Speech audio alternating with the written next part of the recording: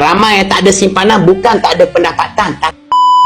Kita ni dah bekerja lama, bertahun-tahun tapi tak ada simpanan. Sebab apa? Sebab kaedah menyimpan tu lah. Cuba kita hijrah kepada tabungan emas. InsyaAllah kita akan sentiasa ada simpanan, ada tabungan yang bertahan lama. Untuk kita menabur emas serendah 100 secara konsisten tiap-tiap bulan, tuan-puan, kita hanya sediakan untuk diri kita sendiri hanya RM3 40 sen sahaja satu hari. Kita mampu buat tabungan emas secara konsisten serendah 100 tiap-tiap bulan. Sebab tu saya selalu bagi tahu untuk kita miliki aset yang bernilai sepanjang zaman, iaitu emas. Melalui syarikat Publigo adanya kaedah account gate, cuma kita mahu atau tidak. Kalau tak mahu, memang saya tak boleh bantu. Orang yang ikhlas bantu kita bukan orang lain, tuan-puan, tapi diri kita sendiri. Siapa kita 5 tahun akan datang bermula tindakan kita hari ini. Siapa kita 5 tahun akan datang, dengan siapa kita berkawan hari ini. Kalau sekarang kita memang tak boleh menyimpan dalam bentuk duit, kita teruskan juga, maka kita tidak akan ada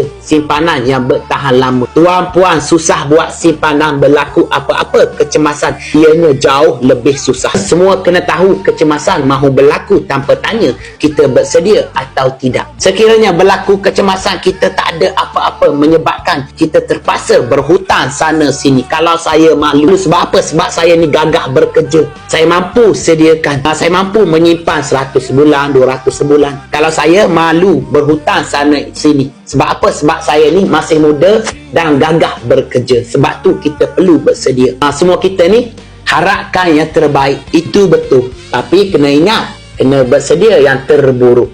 Payung tak akan mampu hentikan hujan, tapi dengan payung kita mampu berdiri tengah hujan, insya-Allah. Yang nak saya bantu nak mula menabur emas dengan ilmu, syaratnya tuan-puan daftar sahaja ahli Publigo secara percuma. Di bio TikTok saya tu, tak payah bayar.